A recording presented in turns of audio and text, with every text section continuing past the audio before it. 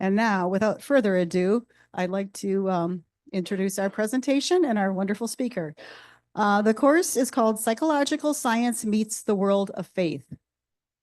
From his perspective as both a psychological scientist and a person of faith, David Myers will summarize the results of his extensive work in exploring and sharing the meeting ground between these two domains. He has done this by explaining to people of faith the value and insights of psychological science through a comparison of big ideas about human nature that are found in both psychological research and biblical theological literature, and by documenting for social scientists interesting links between faith and personal social well-being. A social psychologist who has been a member of the Hope College faculty since 1967, Dr. Myers is the author of multiple psychology texts, as well as dozens of scientific writings in both academic journals and general audience magazines. He received an MA and a PhD from the University of Iowa. Please give a warm HASP welcome to Dr. Myers. Thank you.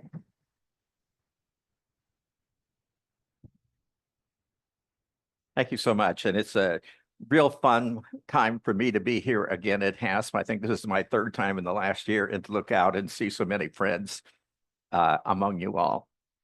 I thought I might begin just by giving you a little background on what leads up to this conversation today. And it's sort of my life story in about 2 minutes. I grew up in Seattle, Washington. My family business was an insurance agency. I worked in the family business. I became a licensed insurance salesperson at age 16. I never sold a policy, but my father kept renewing that license until I got tenure at Hope College, letting me know there was a place back home in the family business. But I decided instead to become a doctor. So I went off to Whitworth University. I majored in chemistry, minored in biology, worked 3 summers as an orderly in Seattle's County Hospital, took the medical college admissions test, half completed my applications to medical school, and then as I was about to get married after my junior year, decided I did not want to become a doctor. I wanted to become a professor. But I needed something to profess that wasn't chemistry.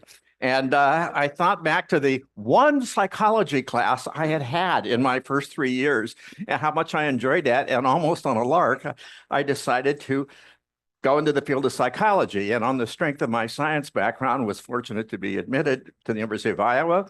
I said I was interested in personality psychology. When I arrived, my advisor immediately sat me down and patted my knee and said, the person we had in that area just left, so we've moved you into social psychology. So that's the providential story of how I became a social psychologist. And there I was introduced to a particular research puzzle, which I was able to continue during my early years here at Hope College. And that research turned out to be fruitful. And it led to a number of other invitations, including invitations to write textbooks, first for social psychology and then for introductory psychology. And that, by the way, is a vocation that continues to this day. So everybody thinks I'm retired, but I'm not as old as I look. I'm only 82. I'm not yet retired, but I have not drawn any salary for 26 years. So this work has been funding me from the outside. And the textbooks have led to some interesting spin-offs, opportunities to report on interesting things, the powers and perils of intuition, the science of happiness, hearing loss, a number of other things that just capture my attention in general audience trade books, and also in about 450 essays, about half of which appear at a blog site, talkpsych.com, where I continue to post once or twice a month. Along the way, I've developed an avocational passion of advocating for people with hearing loss, which is something I talked about at an earlier gathering here.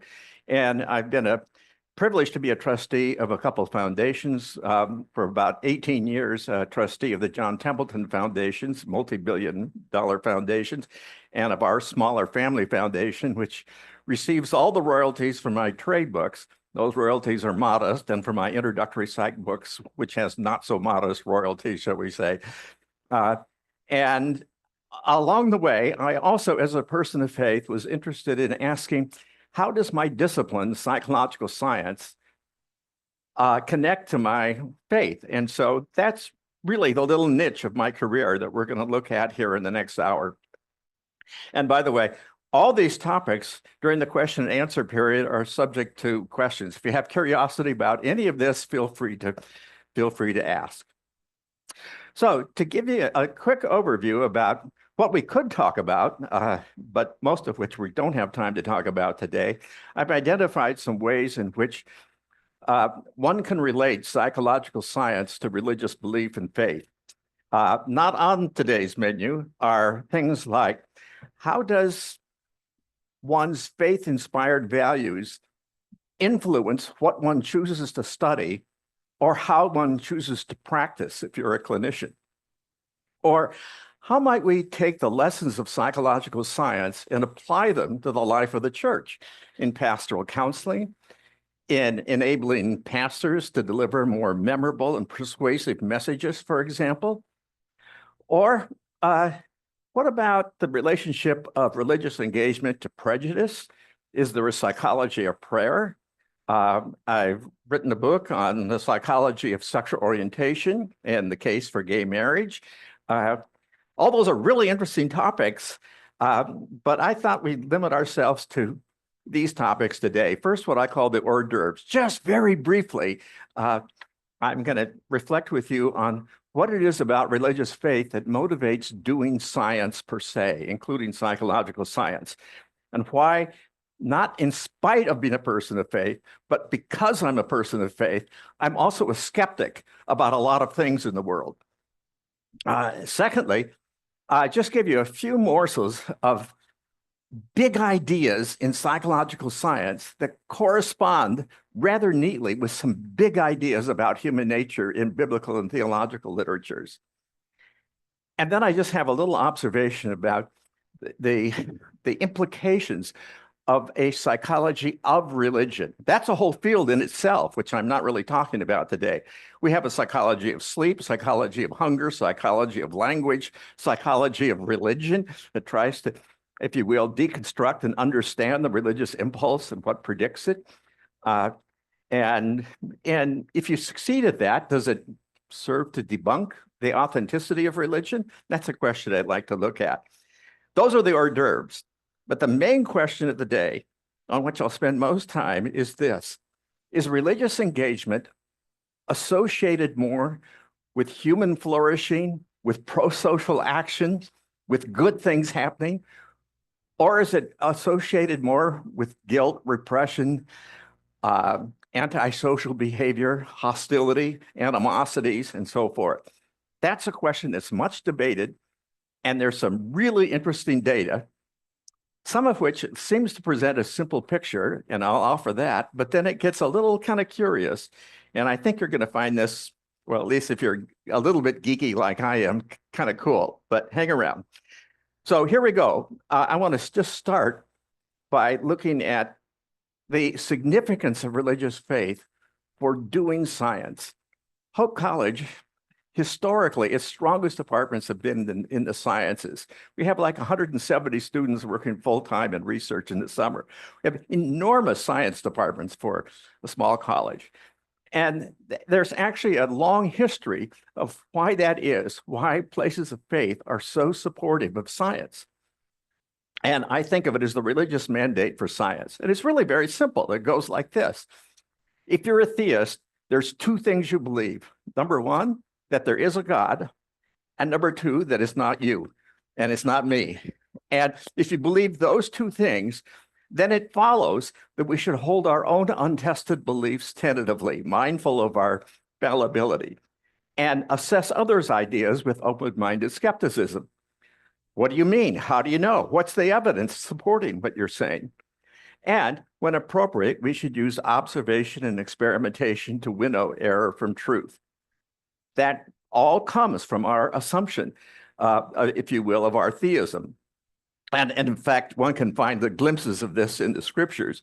If a prophet speaks in the name of the Lord and what he said does not come true, then it's not the Lord's message. Moses was an empiricist. So was Jeremiah. When the word of that prophet comes true, then it will be known that the Lord has truly sent the prophet. If it doesn't work out, if the prediction isn't fulfilled, put it to the test. In fact, St. Paul makes this explicit. Test everything. Hold fast to what is good. And that's what we try to do.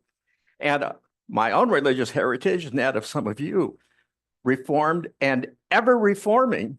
I just love that very idea. Everything we hold with a certain tentativity, mindful that we do not have final grasp on the truth.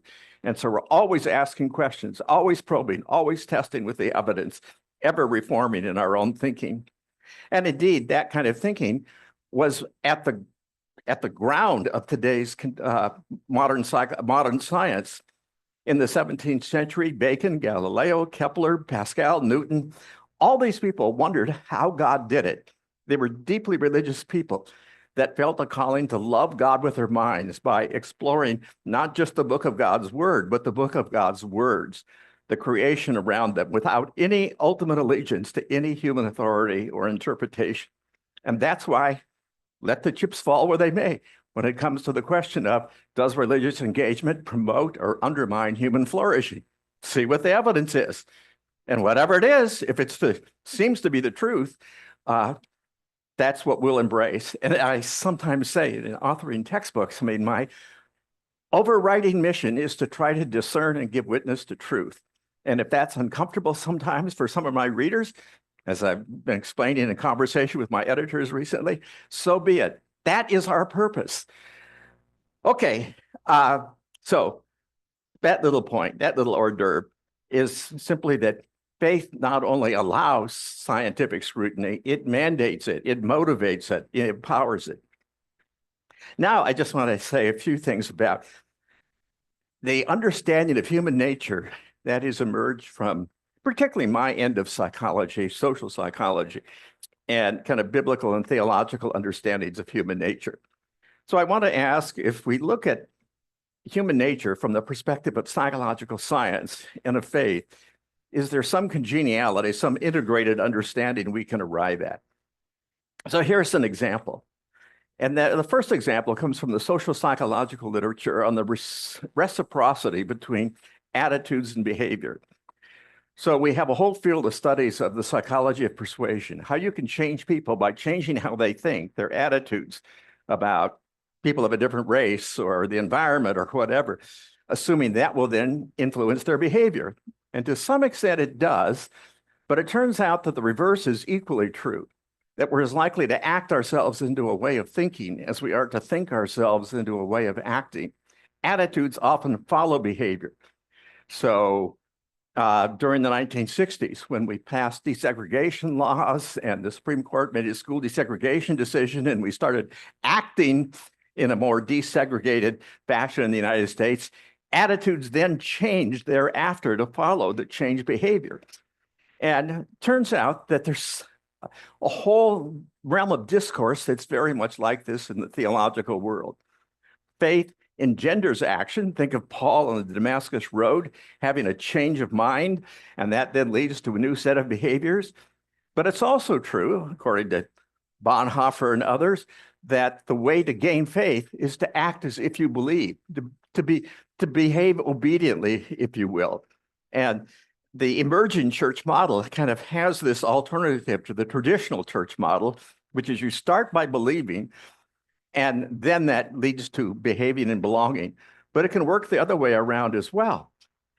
If you want faith, said Pascal, well, go at it like those who have faith. Take the holy water, say the mass, and so forth. Engaged in the behaviors and the rituals, and in time, the faith will come. Belief may follow belonging and behaving rather than just preceding it. So it's the same principle in different language. Or what about the relationship between how we view ourselves and the theological understanding of how we view ourselves? Social psychologists talk about and have massive evidence for a phenomenon called self-serving bias. People tend to perceive and present themselves in favorable ways. When good things happen, we accept credit. When bad things happen, we attribute responsibility externally. Most people on any subjective and socially desirable dimension see themselves as better than average. More than 90% of drivers think they're better than the average driver. I was just looking at College Board data. High school students in America overwhelmingly think they're more compassionate than their average peer. 90% of college teachers think they're better than the average teacher. self-serving bias. And of course, no surprise to theologians who told us that for a long time that pride is the not just one of the deadly sins, it is the fundamental deadly sin. Much as self-serving bias is basic to so much marital conflict as people make self-serving explanations in other forms of human conflict. But on the other hand, we have another literature that reminds us that positive self-esteem pays dividends in mental health. And positive thinking, believing in yourself, possibility thinking, even if you will, matters.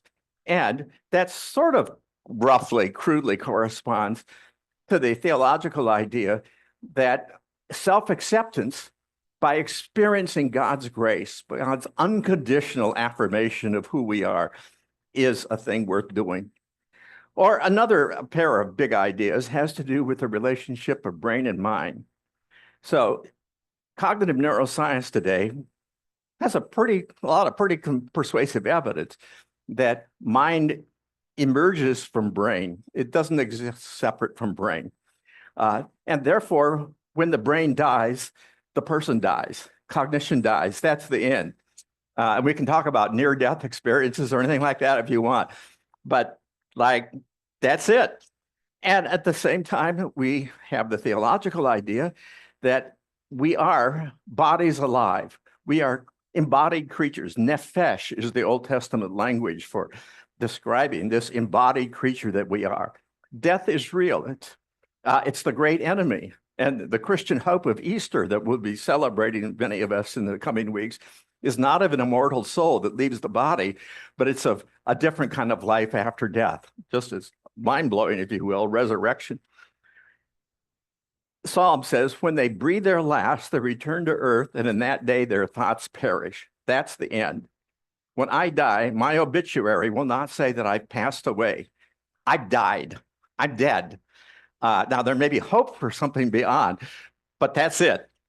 And then there is, on the other hand, the kind of reciprocal understanding that yet mind, cognition, if you will, controls and influences what happens in the brain. There's a two-way street between the brain and the mind. The mind can't exist separate from the brain, but the mind also influences the brain.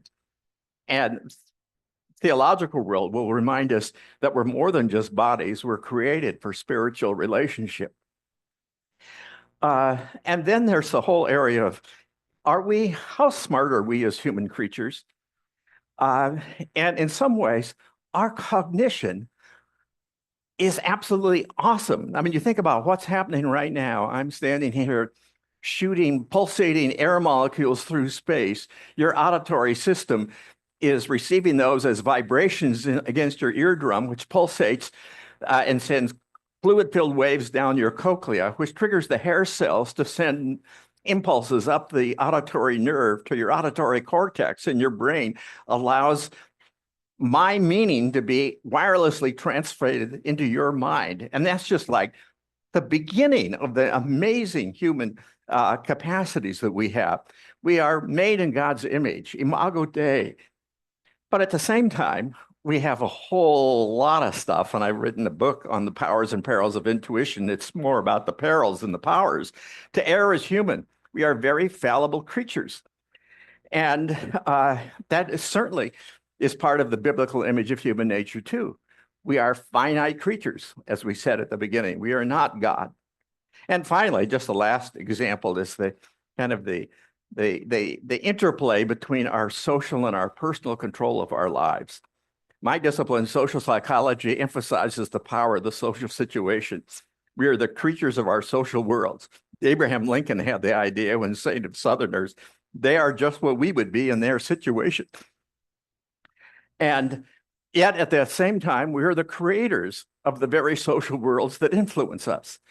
To the extent that we feel an internal locus of control, that we feel empowered, we make a difference. Our actions and our choices today shape and help determine the future. And in the same way, there's this kind of, it's not really the same thing, but the same dialectic between saying that God is ultimately in control. God is, in God's providence, ultimately the author of all that happens in the universe, and yet we have responsibility. And of course, theologians have wrestled with how do you affirm and juggle those two things at the same time?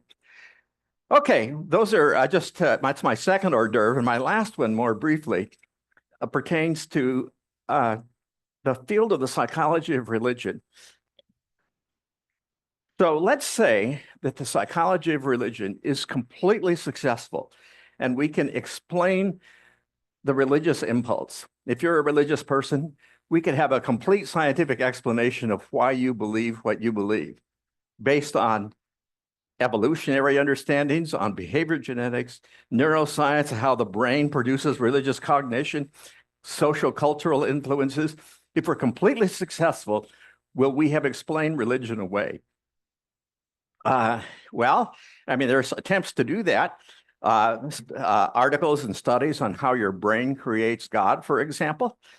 And what I want to say is that if you are completely successful in explaining any belief, that does not debunk the truth of that belief. That's a completely independent question.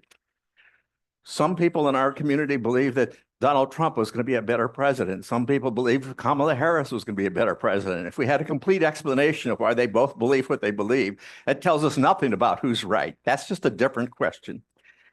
Archbishop William Temple sort of had the idea, you believe that I believe what I believe because of the way I was brought up, because of the way you were brought up.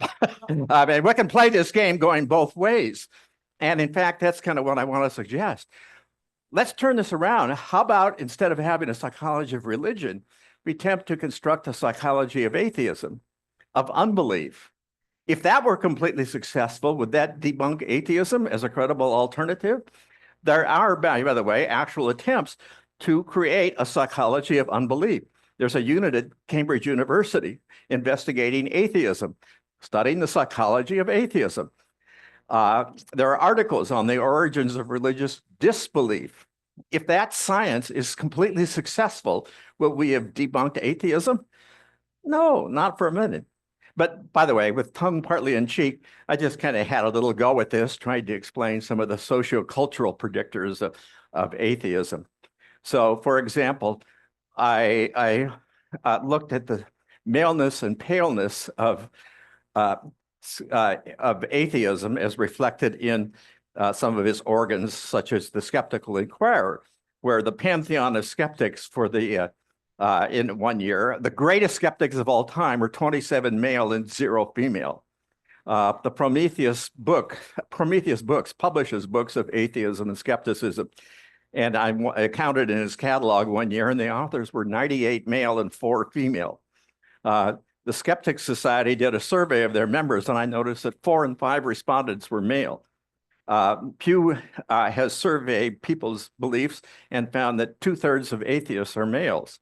The New York Times had an article on the Council for Secular Humanism, which was a gathering of atheism, commenting that it was largely white and male. Imagine a Star Trek convention, but older. And you can see the pictures. And studies of irreligiosity find that men are more irreligious than women, less likely to pray. By the way, very recently, this has started to turn around because young men today in America are as likely to be religiously engaged as young women. But over time and across generations, that's not been the case. There's corresponding race difference too. White Americans are less likely to pray frequently and attend church regularly than are African Americans. So if I go through all this, how am I doing on constructing an explanation of atheism? By the way, I played with this a little more by looking at the demographics of people who visit different websites. Google.com is half male, half female. Hope.edu, half male, half female. Good Housekeeping, that's 2-to-1 female, no surprise. Sports Illustrated, that's 2-to-1 male. What about BeliefNet, a spirituality sort? That's 2-to-1 female. What about RichardDawkins.net? That's 2-to-1 male. Or Skeptic.com, that's 2-to-1 male. Okay, I mean, I'm just started on this business, but let's keep going. Let's say we're completely successful. I rise in defense of atheism. We will not have debunked atheism as a credible alternative belief system, which needs to be assessed on its own terms. So, okay. Those are my hors d'oeuvres. Now, the main course. Does religion do more harm or good? The Economist had this as a question for debate. The House believes that religion is a force for good. I had suggested we might have a handout today, but it didn't get distributed, but I think it may be distributed to you afterwards. I was asked a couple years ago to if I'd be to participate in an Oxford Debating Union debate on this very question, and I agreed to do so. And so the synopsis of my 10-minute contribution in defense of religion and my anticipation of counter arguments and how I would respond to them is part of this little handout that I think will be distributed to you. The new atheist argument against religion goes something like this from Richard Dawkins. Faith is one of the world's great evils. Sam Harris, religion is both false. It's two things. It's false and it's dangerous. I'm not here to speak to the first question of truth or falsity. You'll need to get Boyd Wilson in a later class to speak to that. To the question of whether it's dangerous, whether it undermines human flourishing, that's an empirical question. We got tons of data on that, and that's what I want to share with you. In 2012, the Psychological Bulletin, which is the big journal of reviews of research in my field, had an article by a Michigan professor, by Grand Valley actually professor, does religious belief promote pro-sociality? That means helpfulness, kindness, generosity, and so forth. And the conclusion was no. And I was a respondent giving a different perspective. And here's the way to approach this question. First, we can approach it historically. On the one hand, if you're an antagonist of religion, you can note gosh awful things from yesterday's crusades to today's Christian nationalists who really are, in the name of religion, doing great harm to people. But on the other hand, religious defenders will remind you that the anti-slavery movement and the formation of hospitals, orphanages, hospices, universities, they all grew out of religious communities. And so, okay, you have examples on both sides. You have Islamic beheadings, but then you have the genocides of Stalin and Mao, who were notably irreligious people. The extremes remind us, the historical anecdotes and occurrences, that religion and irreligion come in varied forms with varied effects. Can we all agree on that? But still, in general, across ordinary folks, like those of us in this room and beyond, is religion more often associated with human flourishing or with human degradation? Well, let me take my first pass at this by asking some more specific questions. And then we're going to see some paradoxical findings. First, we can look at whether religious engagement is associated with people's self-reported happiness or unhappiness. And we've got lots of relevant data pertinent to Freud's claim that on the one hand, religion is a sickness, it's an obsessional neurosis that leads people to live sexually repressed, uptight, unhappy, miserable lives. And on the other, so Christopher Hitchens, atheist, says religion does not make its adherents happy. Richard Dawkins stood by this bus. There's probably no God. Now stop worrying and enjoy your life. Give up your religious faith and you'll be a happier person. Then we have St. Paul saying the fruit of the Spirit is love, joy, peace, shalom. Who's right? Well, here are some data. I've harvested these data over the years to show you, I flash a lot of data about you, but it all reduces to some pretty simple conclusions. First, Gallup has in the past asked Americans, do you believe in God? Is religion important in your life? Do you pray? Do you worship regularly? Those who answer no to such questions, he scored as low in spiritual commitment. And as you can see, they were half as likely to say their life is very happy as those who scored at the high end of his spiritual commitment index. Gallup later has, and over the years, I mean, they're taking daily surveys of Americans. And here's from several 100,000 Americans asking them about what emotions they felt during the day yesterday. The green line is the proportion of people experiencing mostly multiple positive emotions. And as you can see, that rises with religious engagement from never on the left to at least once a week. The blue line reflects negative emotions. And as you can see, there's fewer negative emotions shown on the right among those who are regularly religiously engaged, more negative emotions on the left among those not engaged at all. Or during 2010, 2011, Gallup constructed a kind of a psychological well-being index from a number of questions they asked of nearly 700,000 Americans. And as you can see, those who are very religious were more likely to score high on this well-being index. Gallup also, on another occasion, surveyed 350,000 Americans from their daily data gathering and concluded that very religious Americans are doing very well. They have higher overall well-being, they lead healthier lives, they're less likely to have ever been diagnosed with depression. Okay, I could show you data like this on and on and on and on, but it's just a correlation. I mean, religiously engaged people tend to be happier and less vulnerable to depression, but maybe happy people are more likely to leave the house and go to worship, and depressed people just stay home alone or something like that. I mean, it could the causation could run the other direction. Some German researchers, however, shed some light on this several years ago by analyzing data from 20 years of annual interviews of 12,000 Germans whose lives and well-being is tracked over time. And they found that individuals who become more religious over time record long-term gains in life satisfaction thereafter, while those who become less religious tend to record long-term losses in life satisfaction. So there's a sequence here. In other words, they said religious beliefs and activities can make a substantial difference to life satisfaction. Okay, that's just happiness. Let's try health. We do know that there's some social and psychological influences on health. Healthy behaviors like exercise and not smoking obviously contribute to health and longevity. We also know, it's a little less obvious, that experiencing close supportive relationships is predictive of a decreased risk of premature death and ill health. And we know that positive emotions are conducive to health.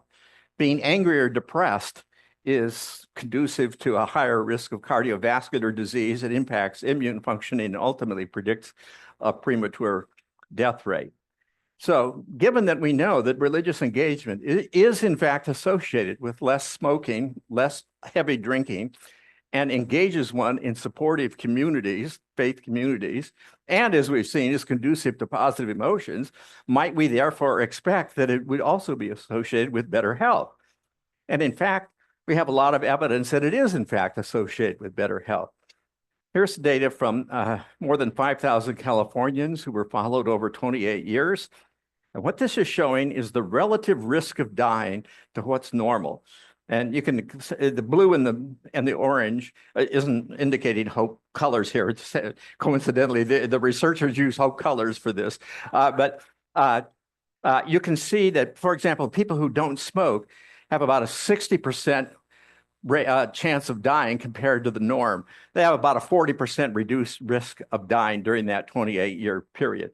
And that's about the same benefit of weekly religious attendance. And so don't smoke, exercise regularly, and be religiously engaged are all about equivalent factors in predicting health and longevity. Or we could look at the suicide rate, for example. That's one form of death.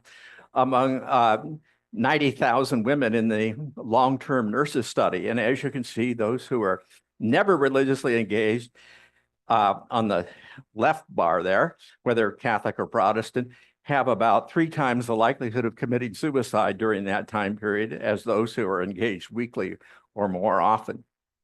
These are big data samples. I mean, these are not little localized things. I mean, and that's why these are fairly reliable findings because they come from such massive data. So that's just illustrative. There's a lot more, and there's a tremendous amount of research on faith and health.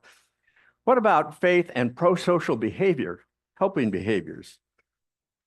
Christopher Hitchens said for what to me is the most memorable line from his writings, religion is violent, irrational, intolerant, allied to racism and tribalism and bigotry, invested in ignorance and hostile to free inquiry, contemptuous of women and coercive toward children. It's not good.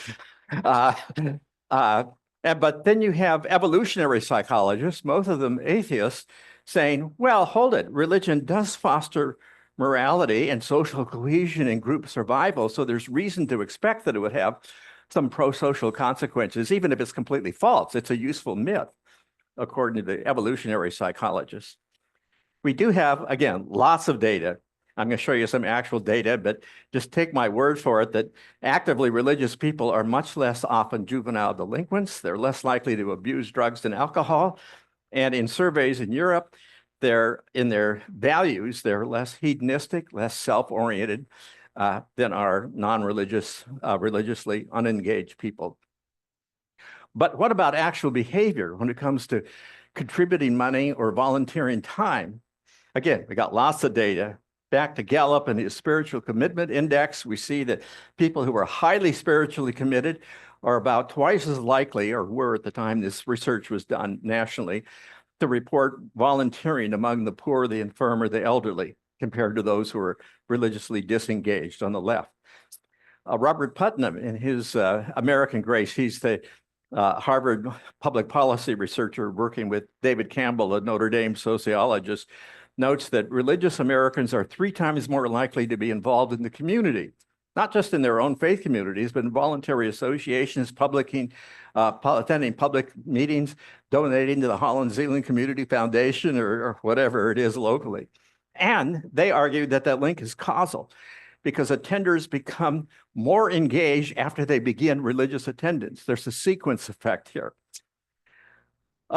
European values surveys of 117,000 people in Europe reported that those who attend church were twice as likely, twice a week, are more than 5 times more likely to volunteer than people who never visit church. These are big differences.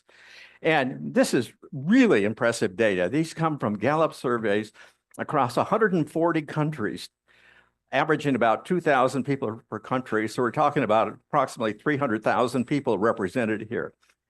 Asking them, have you done any of the following in the last month? Have you donated to charity? Well, as you can see, except for the African continent, about 1 in 4 people reported donating to a charity in the last month. That's of the less religious people. Of the more religious people, it was about 50% more, up around 40% for most of the world. And how did he define those things? Highly religious were those who agreed that religion is important in their daily life and had attended a service in the last week. If you would say that religion is important to you, and if you've attended a religious service in the last week, then by Gallup's definition, you are highly religious. If you answer no to either of those questions, then you're something less than highly religious. I don't care. You were sick this last week. You're not highly religious. No. Oh, by the way, another curious thing. You might say, oh, they were donating more money because the religious people have more money to donate. But Gallup also asked them about their income. And in fact, the highly religious people have less money, but are more likely to be donating money than irreligious people who are wealthier, have a higher income. And thus the Gallup, and again, this is, by the way, was written by a colleague, social psychologist of mine, Brett Pelham. The data presented here offer compelling evidence of the role of religious dedication in helping to encourage supportive, community-oriented behaviors. Let's look at the percentage who can volunteer time to an organization. Again, now this is about the same worldwide, a little less than 20% among those less religious. Volunteers? Well, now we're talking, again, about 40% more or so among those who are highly religious. And this is global data across religions now. We're not just talking about local data. And well, you might say when it comes to charitable giving that, well, they're just giving to themselves and their own communities to kind of serve themselves. And indeed, if you look at total annual charitable giving in the United States, it's way higher among those who attend religious services half the time or more in the United States compared to those at the light gray bar who never attend religious services. A huge difference in charitable giving. And it extends to their giving to non-religious secular causes, like the Holland Zealand Community Foundation. I put in a little plug here. By the way, we have other research that's very different nature on what's called priming, that is subtly activating religious cognition, putting an idea in your mind, just seeding your mind with a thought to see how that affects your behavior. And one University of British Columbia experiment that has now been twice replicated. People were, as part of their experience in the lab, given some sentences to unscramble that included religious words, such as what you see here. And if primed with those religious concepts, they, when given a choice of how many $1 coins to keep for their own payment for their services in the experiment versus to give to a charity, those primed with the God concepts were doubly generous at the end of the experiment compared to those who had not had kind of religious cognition primed in their thinking. So priming experiments are another domain of research that finds that religious engagement, if you will, increases pro-social behavior. And thus Voltaire said, I want my attorney, my tailor, my servants, even my wife to believe in God, even though I don't. Then I shall be robbed and cuckolded less often. So the bottom line in response to the question, is religion, as the new atheists have argued, is it toxic, dangerous? Is it one of the world's great evils? Actually, religious engagement is, especially in religious countries, but generally worldwide, positively predictive of human happiness, health, and helping. Okay, and that has led to books like An Atheist Defends Religion.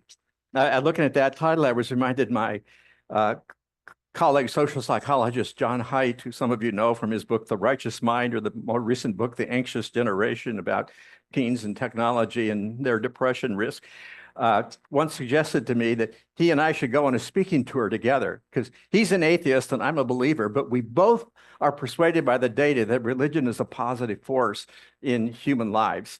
And we should go tell that tale together. We never did it, but it was an idea anyway. But now things get a little more interesting, because that everything I've said, I believe is, to the best of my knowledge, is true, but it's not the whole truth. And Niels Bohr was once reputed to have said the opposite of a great truth is another truth, or an opposite, another truth. And so here's the other truth. And it was recognized and has been publicized by a California sociologist, Phil Zuckerman. And that is that the least religious nations, and I'm going to show you it's also true of states, are the most healthy and successful places.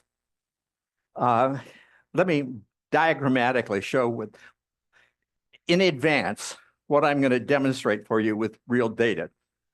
If we were to graph on the vertical axis, human flourishing, good things happening, and on the horizontal x-axis, the religiosity of a place, a nation, or a state, what we will find, Zuckerman says, is that the more religious the place, the more miserable are people's lives.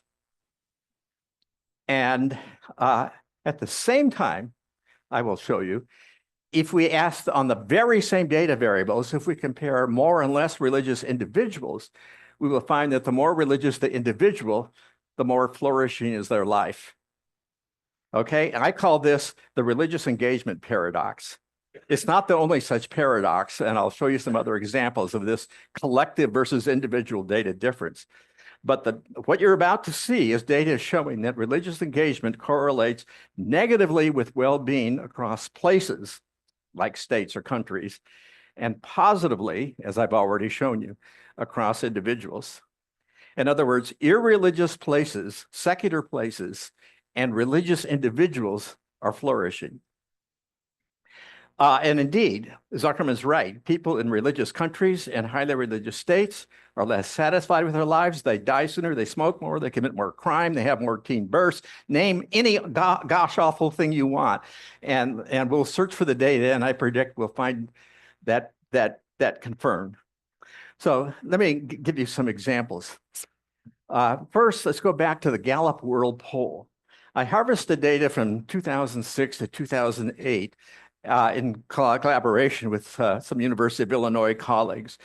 And the first thing we did is ask a question that I'm not sure had ever been asked before or since, and that is, what percentage of people on the planet Earth, the whole human population, would say that religion is important in their daily life? Is religion important in your daily life? It's a simple yes or no question. What percent of humanity answers yes? Want to guess in your own mind? Here it is. It's 68%. Now, Gallup also asked another question.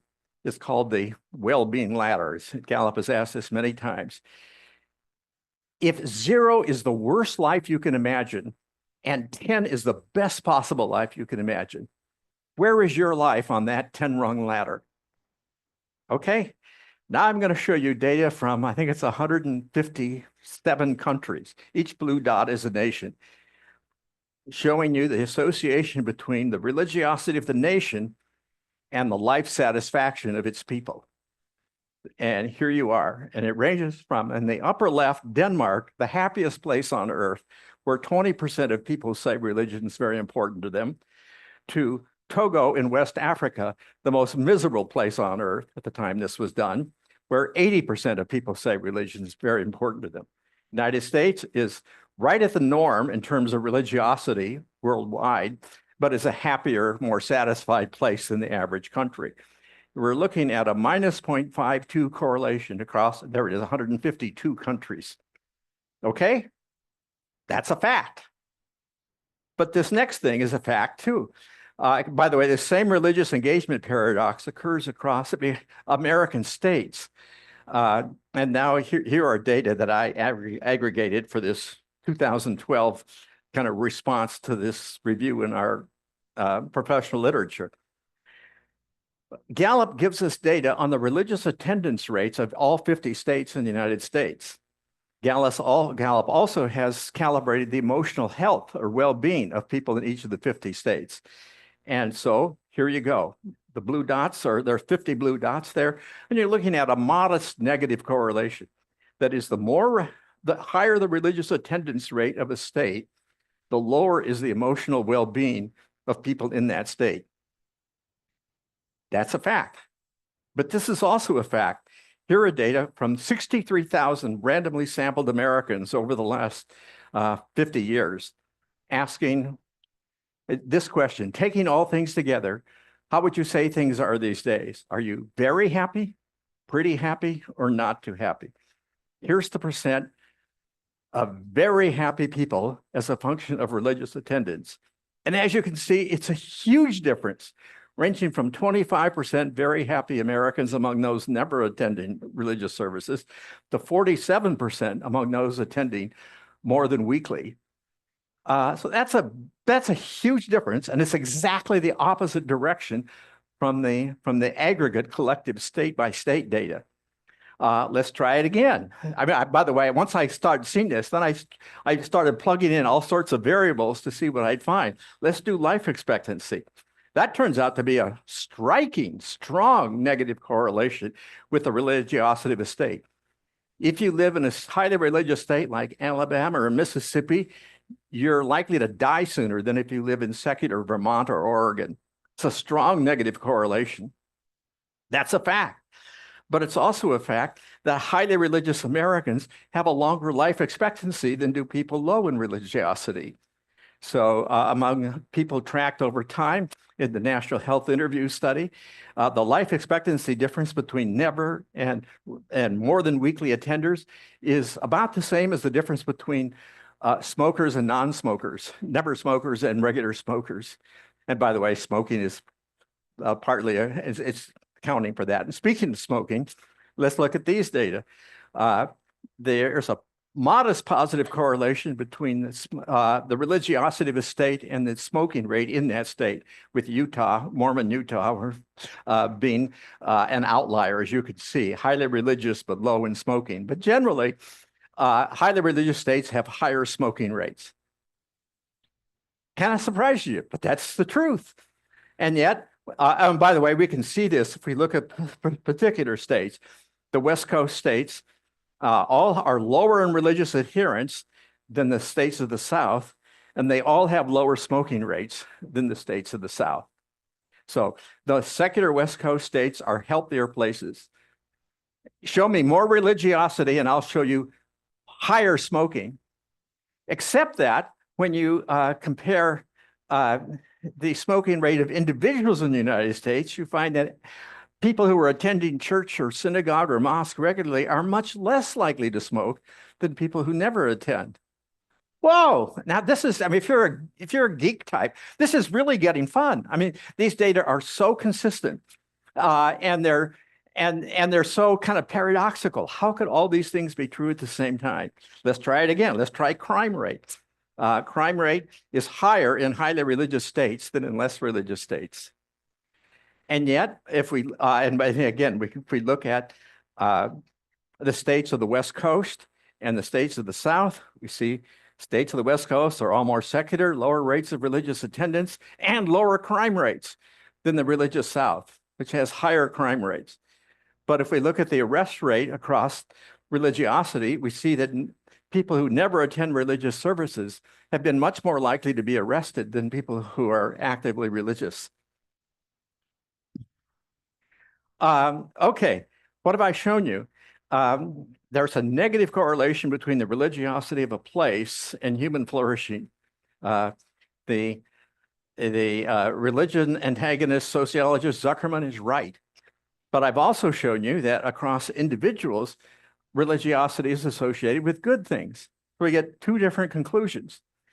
About the same time, published just a year after I published my little analysis, the Nobel laureate Princeton economist Angus Deaton and his psychologist colleague Arthur Stone independently noticed exactly the same curious phenomenon and asked, why might there be, I mean, they were just puzzled, this sharp contradiction between religious people being happy and healthy and religious places being anything but.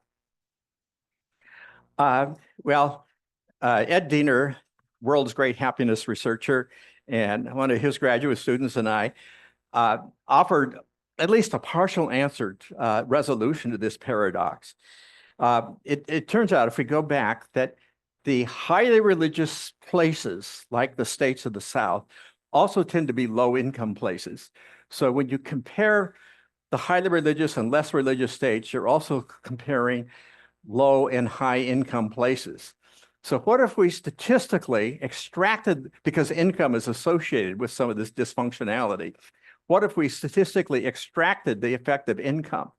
Then what we find is that negative cross-country correlation and cross-state correlation disappears when controlling for life circumstances. And if I put that graphically, again, human flourishing tends to be negatively associated with religiosity across place. But if you control for income, take the income factor out, then you actually get a slight positive correlation between the religiosity of a place and the flourishing of its people. And by the way, this is curious. It turns out this isn't the only example of a paradoxical finding when you compare aggregate or collective level findings with individual level findings. More liberal countries and more conservative individuals are happier. I mean, are liberals or conservatives happier? Well, it depends whether you're comparing countries or individuals. Or take this, do religious people do more or less Google searching for the word sex? Canadian researchers published these data showing that a positive correlation. The more religious the state, the more people in that state Google the word sex. I said to her, I don't know if you can do this, but see if you could do that same correlation across individuals, and I will make you a wager you'll get the opposite correlation. And later she wrote me, and she did it in a follow-up and found exactly the same thing as we'd expect. Actually, less religious individuals are more likely to Google sex than are highly religious individuals. Or what do you suppose? Over time, disregarding this last 2024 election, when there was, by the way, no correlation between income and presidential preference, low income people were as likely to vote for Donald Trump as Kamala Harris. Over time, have rich people been more likely to vote Republican or Democrat? The rich people tend to favor Republican or Democrat. Answer that in your mind. Well, here's the answer. Across states, it's poor people vote Republican. That is, the less the average income in a state, the more likely it is to vote for a Republican candidate for president. But if we look across a number of presidential elections, and by the way, this extends through 2020, we find the opposite. High income individuals are more likely to vote Republican, who will tend to control taxes on their high incomes, I guess. So again, we get the same paradoxical result. Poor states and rich individuals have tended to vote Republican. Or who experiences the greatest meaning in life? It turns out to be people in poor countries and rich individuals report greater sense of meaning and purpose to their lives. Or what about selfishness? Selfishness beats altruism in groups. Altruistic groups beat selfish groups. If you have a group of unselfish people that will always win because they support each other, and yet in competition among individuals, selfish players score more points. Unselfish teams win more games.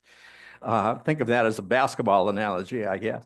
So across all these different domains, whether we're asking about religion, the flourishing of religious and irreligious people, or each of these other examples, we find a curious paradoxical result that is very different for aggregate and individual data.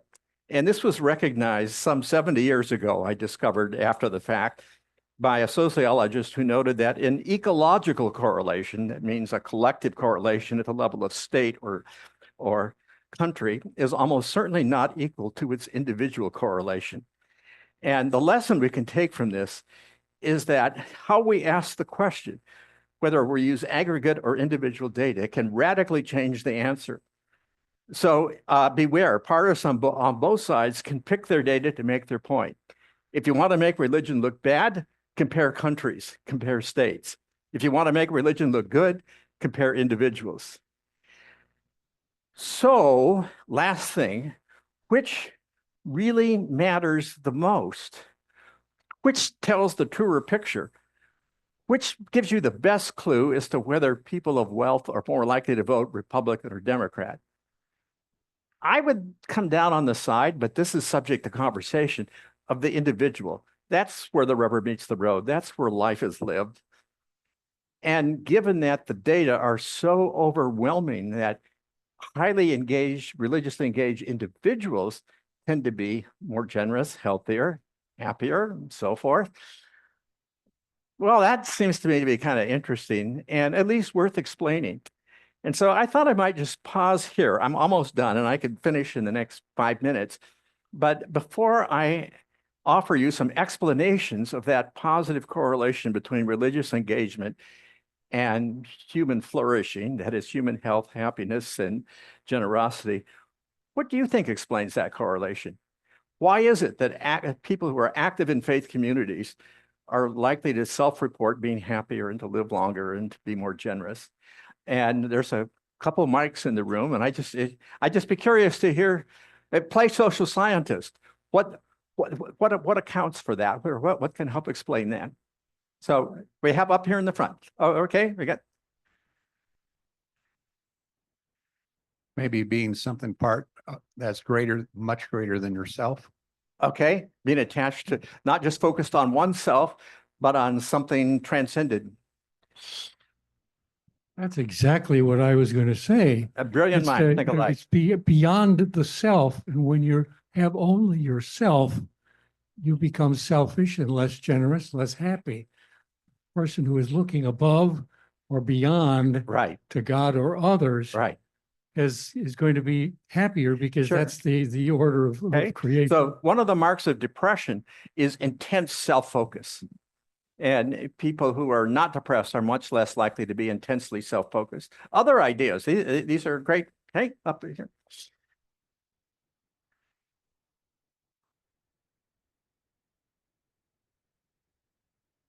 I'm wondering, since if I understood correctly when you're presenting many of these slides, the data from individuals often came from persons self-reporting their religious commitments, whereas the data comparing countries or states of necessity are based on church attendance. Well, no, but they're based on the same self-report data. Okay, I mean, they're based on- I mean, the only way that the survey researchers know whether or not people are attending church is what they report, and they take that as truthful. Now, there have been attempts to actually go out in counties and count the number of people in all these churches and compare that to what's Okay, I'm thinking of using data from the churches as they report. No, yeah, they're not using that okay. data. They're using self-report data in both cases. Okay, thank you. It's a good question, no, thank you. Any other ideas? What else could account for the positive correlation between religious engagement and people's flourishing?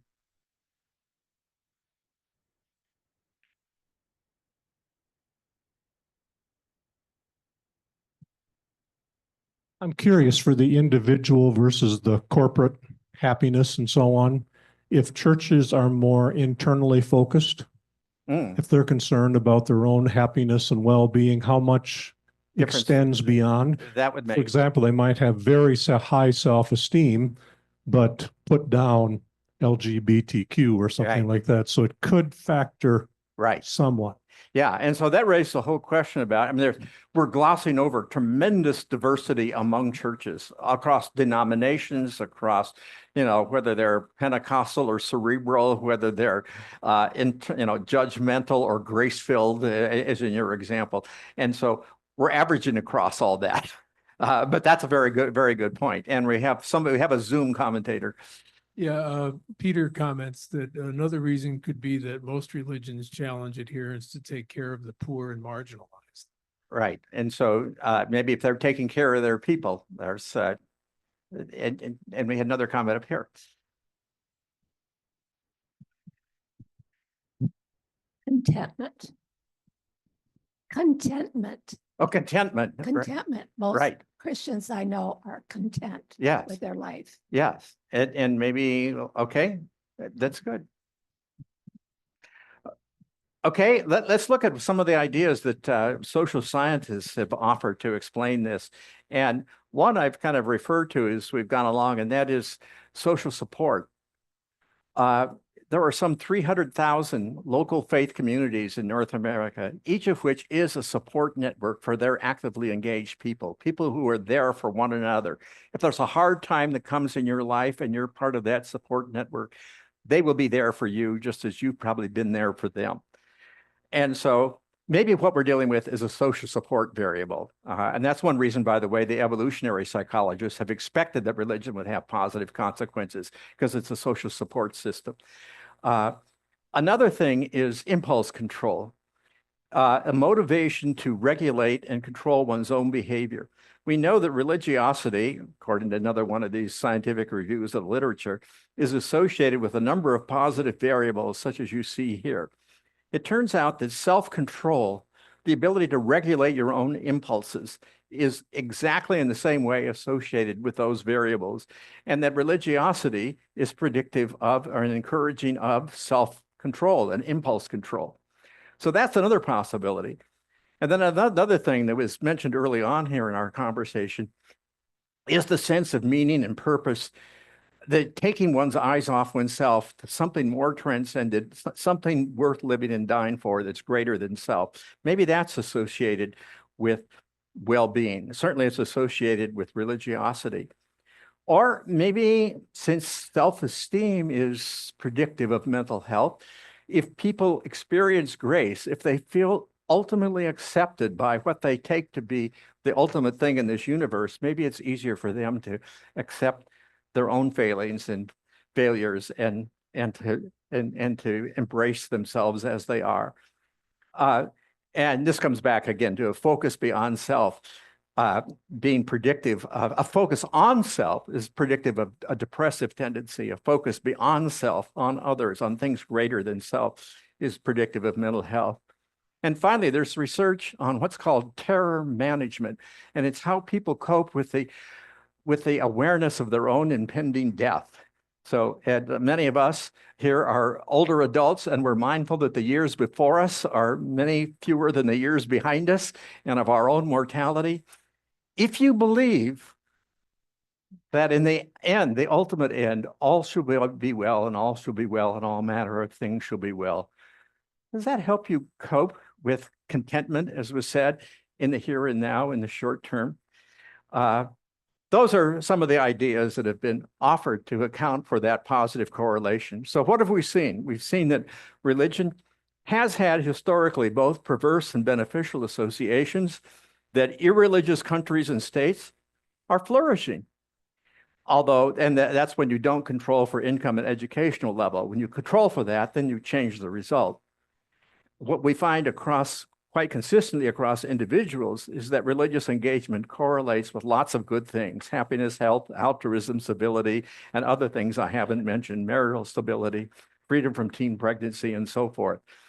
Thus, as evolutionary biologist and fellow atheist David Sloan Wilson has said, the evidence shows that Dawkins' diatribe against religion, however well-intentioned, is deeply misinformed. So that's my 2 cents. And if you want ever to communicate with me or to read any of the essays on that ongoing blog, here's how you can do it. And now there's time for some questions and comments. As you're probably aware, Hope College's own Daryl Van Tongeren has written a Yeah, book. my colleague, Your colleague recently his published. office is upstairs in this building. Right, why people are leaving religion. Right. I think it would be very interesting to explore a correlation between your data and his. Have you had that conversation? No, I mean, I've talked to Daryl and I've had him present at Hope Church on that very research, and see, he has a book on the subject and has gotten a lot of visibility, a lot of publicity. And in fact, I share data with him as I come across it. So we're in conversation, but I haven't thought about the intersection of this presentation with his. That intersection could be the source of a new book. Okay. Boyd. A bit of a plug for my own discipline. Even that little graphic you have up there. Which was AI generated, by the way. Okay, that means AI generated. It's Christo biased, I guess, Yes. because you've been talking about religion, not Christianity. Correct. But in fact, the data from the United States, and I've shown you like all the state-by-state data from the United States where Hindu, I mean, there are certain religious traditions that are represented in too small numbers to even appear in the data. Ryan Burge, who's chronicles religious statistics, has kind of apologized this recently. He said it's not that he doesn't like people in these small religious communities, but the numbers are too small in the national surveys to allow us to draw any conclusions. Now, the Gallup data come from many countries and many religions when we're talking about the global surveys, but probably more than half the data, and the European data, and to the extent that people are religious, are going to be mostly Christian. So yeah, we're talking about religion, but the data are mostly Christian. Right. So it is already slanted. Correct. Yes. But now, if you ask me, well, what about people in other religious traditions, Muslim or Jewish or Buddhist or whatever? My answer would be, I mean, do they engender human flourishing? I would say, do they provide social support? Do they give people a sense of meaning? Do they give people a hope for the long-term future? I mean, if I go down that list, if the answer is yes, so much the better. If Rotary Club does those things, then voila for Rotary Club. Now, people have said, well, are you saying that? I mean, really, the religion factor is nothing, because if you control for social support, meaning, hope, all those other things, then the religion factor drops to zero. Well, yeah, but let me put it this way. What's the effect of a hurricane after you control for the wind, the rain, and the storm surge? It's nothing. But hold it. A hurricane is a package variable that entails all those things. And to a behavioral scientist or a psychologist, religion is a package variable that entails those things, which are mostly for the good. On balance. I mean, there's a lot of bad associated with it. I don't mean to deny that for a moment, but I'm talking about on average.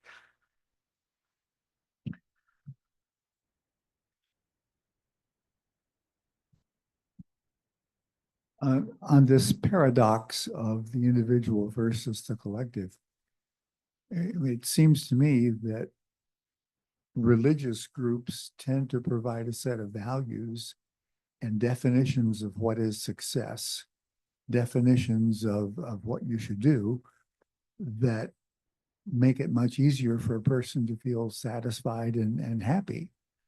But if you have a group like that, they also can tend to be tribal and thus not get along well with people outside their group. Right.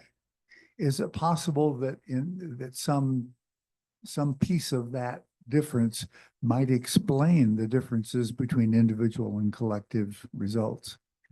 I need to think that through, but first, I want to affirm what you're saying. To the extent that you draw a circle that defines what we are, you define also what we aren't.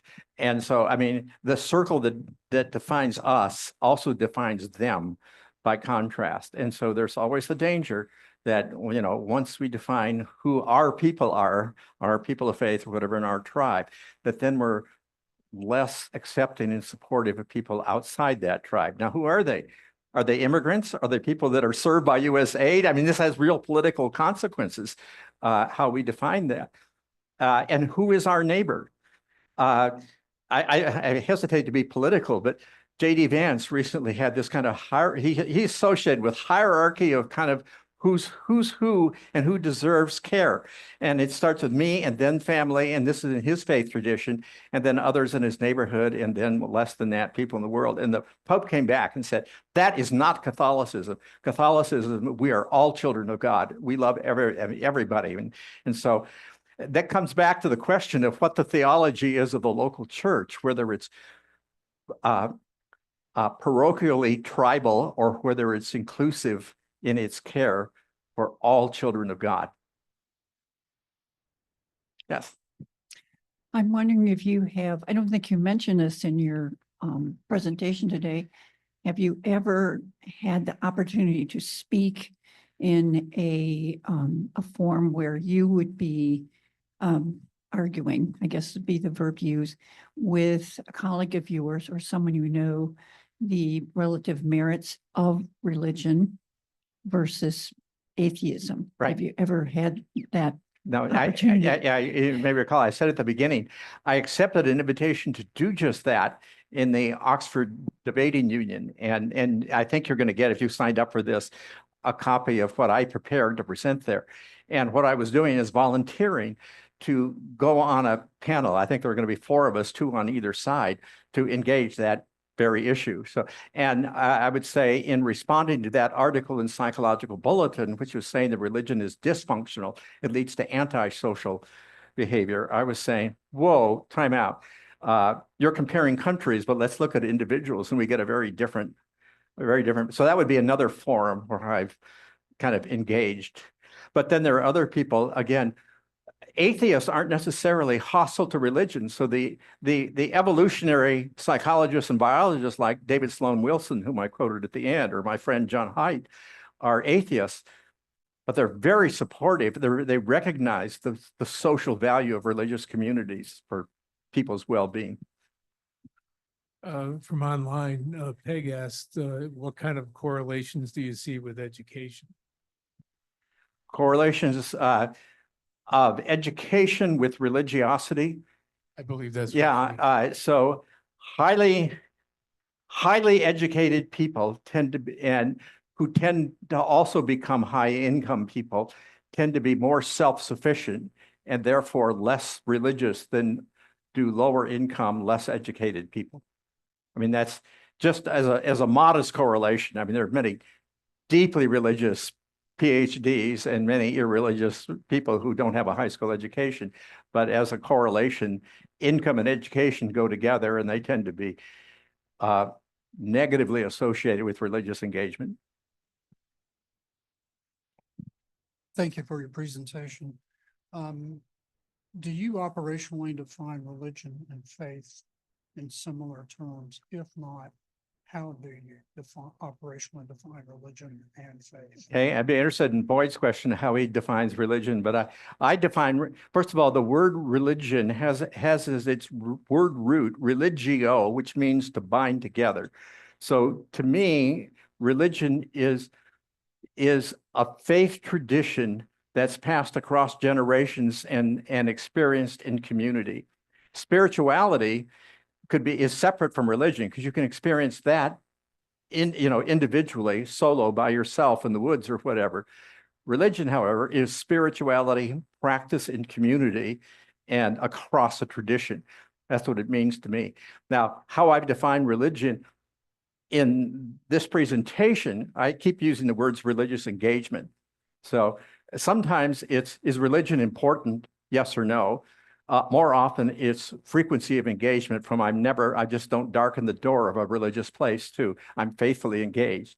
And that's the principal variable I've been looking at. Do you want to add it? Okay. I want to give Boyd the due respect because he's a scholar of world religions. So I'm very anxiously mindful of who's in the room.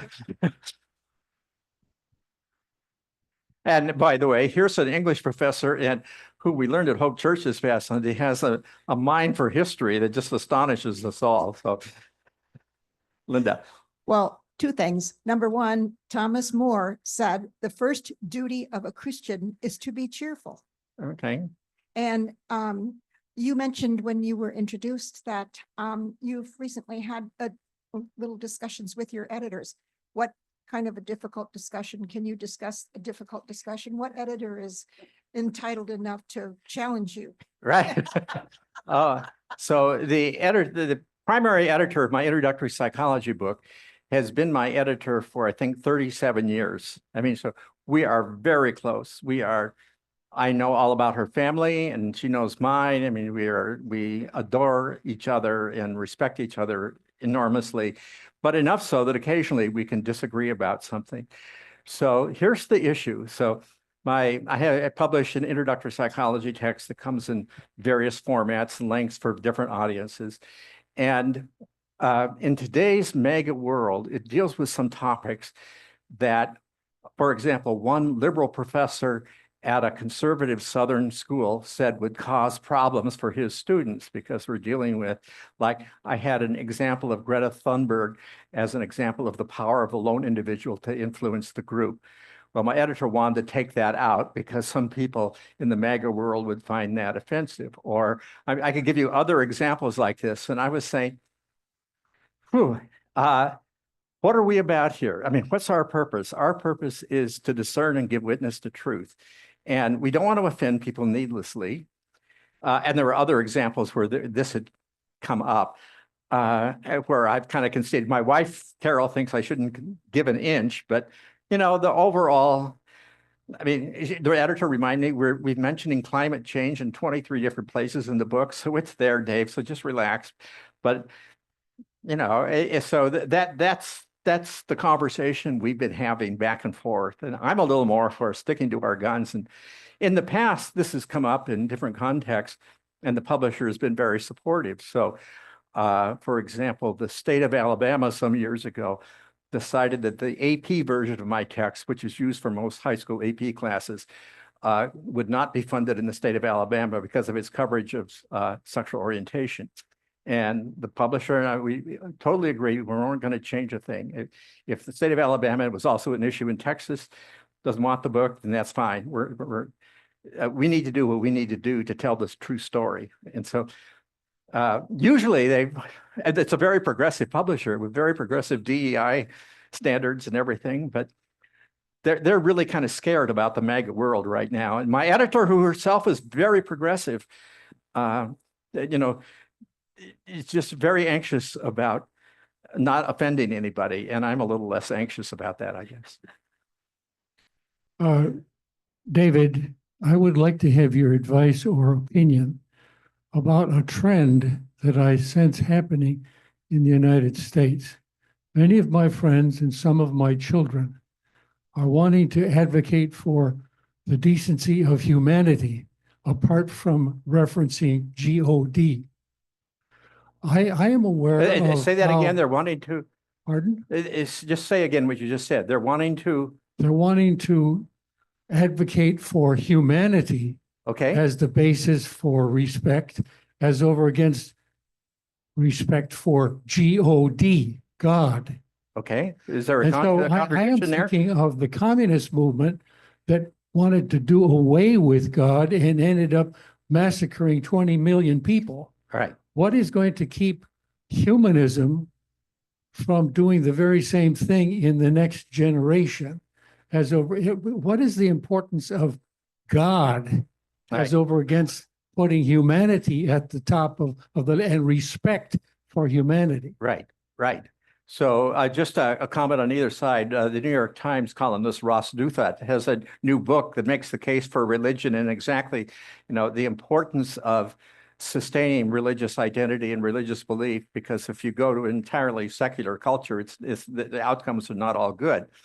The Phil Zuckerman, the antagonist of religion, would say, really? Well, take a look at secular Sweden, for example, versus Pakistan. Is Sweden really a less humane place than Pakistan or Alabama or whatever in terms of their willingness to take in refugees and be kind to all God's children? I mean, so that's an argument that doesn't easily resolve. So, I mean, I happen to think that the theology of grace and love, that we are all God's children and everybody matters. So, well, like we have a charitable foundation. So we have to think, where does all this money go? It's gonna be a lot of money yet to go someplace. Should it go to people we see and know? Or does everybody count, even if we can't see them? And if so, how does that affect the decisions and the priorities we have? And so my faith tradition encourages me to think more broadly than just about what I can see locally. Don't you think there's a difference between a post-Christian kind of mentality that wants to carry on Yeah. the values of Christianity without wanting to emphasize the roots? Very of- interesting. Elton Trueblood, a name you probably recognize from his books in theology and faith, and it was a former Earlham College professor, likened kind of our Christian heritage cut off from its religious roots as like cut flowers, which bloom for a while, but without that nurturing ideal soon fade. And so, I mean, yeah.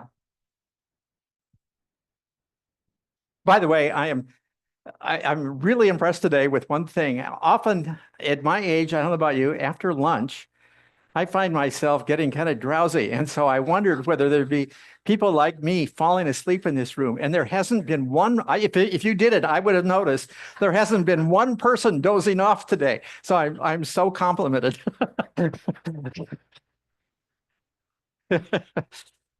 Any more questions? One more? Okay. In your research or among your associates, have you or anyone else examined family of origin factors? Are you talking about national origin or just? Whatever pertains to that individual, rituals, rules, myths, whether they were raised in an open or a closed system. So again, are you talking about what their parents believed and tried to raise them as? If that's what you mean, or it could be adoptive versus biological children. There's so many different ways I could take And that. with the co-occurring attitudes and practices, et cetera. Oh, yeah. So there's lots of research on who sustains the faith in which they were raised. And so like Ryan Burge, the sociologist who tracks religious statistics in the United States, recently had a post noting that evangelicals have had greater success in raising children who stay in the faith than have mainline Christians. And that partly accounts for the drop in the mainline attendance rates and so forth. I mean, so that would just be an example. And then what about, I mean, you could ask, what about kids who are raised in Christian families and sent to parochial schools versus sent to public schools? To what extent do they sustain the faith over? So those are questions that are asked, and the answers are pretty much what you'd expect. Thank you very much, Dr. Myers. I think everyone enjoyed your presentation. Thank you. I did. We have more. I enjoyed it. I enjoyed giving it. I mean, Yes. Thank you so much. thank you.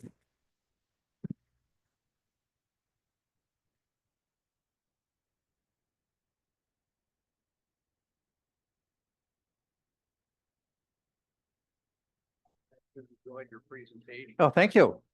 because Just like I'm gonna